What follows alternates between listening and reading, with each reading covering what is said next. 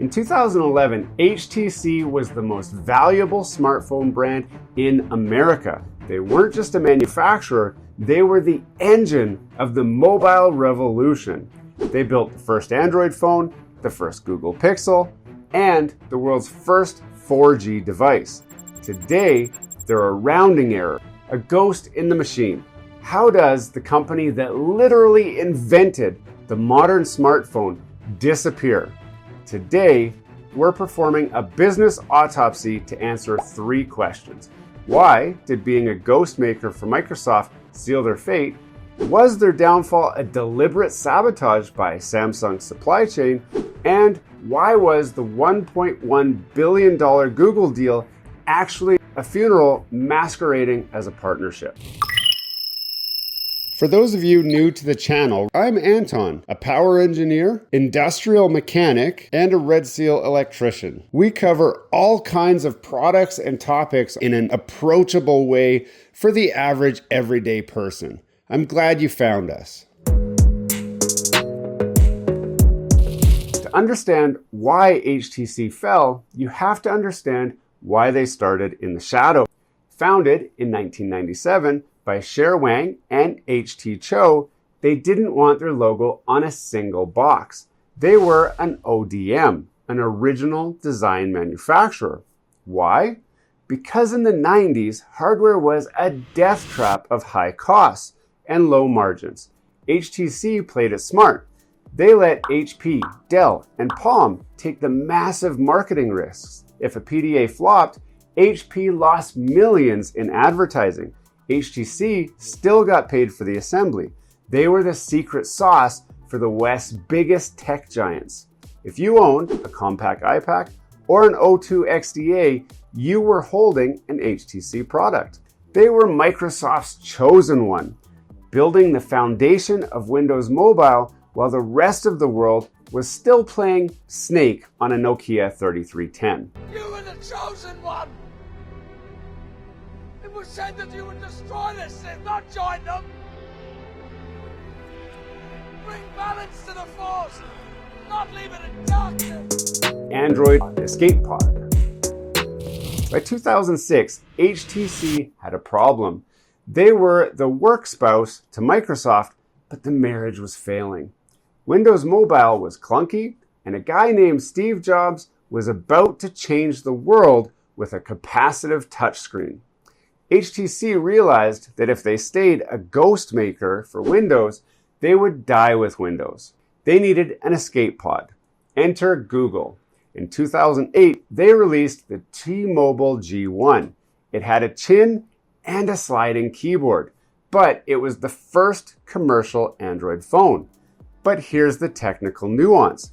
Early Android was ugly, so HTC built HTC Sense. They created the iconic flipping clock and weather animations because they knew that to beat Apple, they couldn't just have better specs. They needed a soul. By 2011, HTC was untouchable.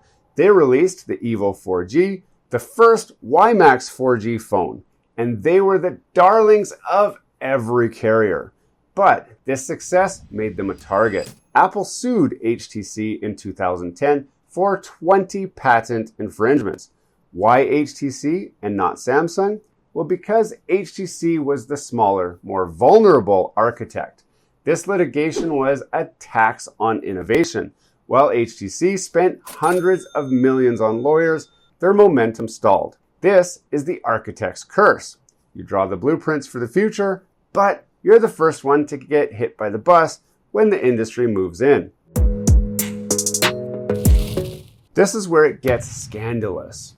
HTC's downfall wasn't just lawyers, it was glass. The HTC Incredible was a massive hit, but it used a Samsung AMOLED screen. Suddenly, Samsung encountered supply shortages. Coincidentally, Samsung's own Galaxy S series was launching at the same time. Samsung prioritized themselves and cut HTC off. HTC was forced to switch to Super LCD mid-production. To the customer, it looked like HTC was downgrading. This was corporate sabotage. Samsung used their position as a supplier to kneecap their biggest rival. It's hard to win a race when your competitor is also the guy selling you your shoes. 2013 gave us the HTC One M7, arguably the most beautiful Android phone ever made. But the follow-up, the M9, was a catastrophe. It used the Snapdragon 810 chip, which overheated like a toaster.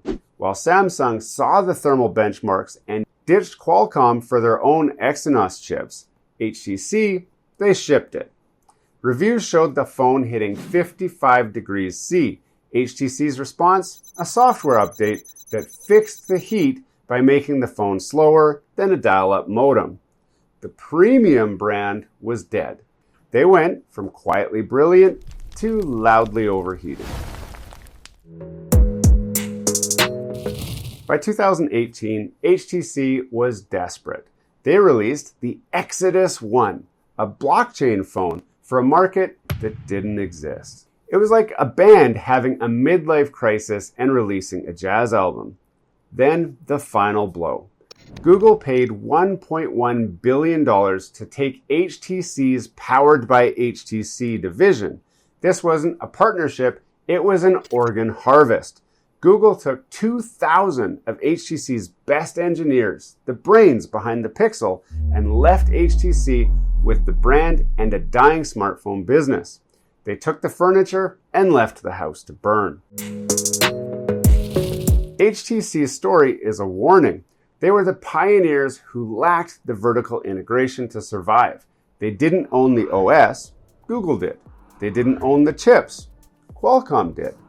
And they didn't own the screens, Samsung did. They were an architect in a world of landlords. Today, they live on in the VR world with the Vive. But the smartphone world they built has moved on without them. HTC walked so your iPhone could run. They just forgot to keep a pair of shoes for themselves. Hey, thanks for watching all the way to the end of this video. We hope you enjoy the content in this video, and we'd love to have you come back. Consider subscribing to the channel if you haven't already. And for those subscribers who are looking for that extra special thing that you can do to support this channel, consider joining our members group. That's where we're building this community, the Gears and Tech community, where we can all enjoy content together. You'll get special perks, which we'd love for you to check out by clicking the link down below. For those of you who are just happy to watch the video, that's okay too. You can check out some of our other content right over here, where we've got some previous videos that have already been uploaded and enjoyed by many of our viewers already. We do hope to see you again. This has been Gears and Tech. Have a great day.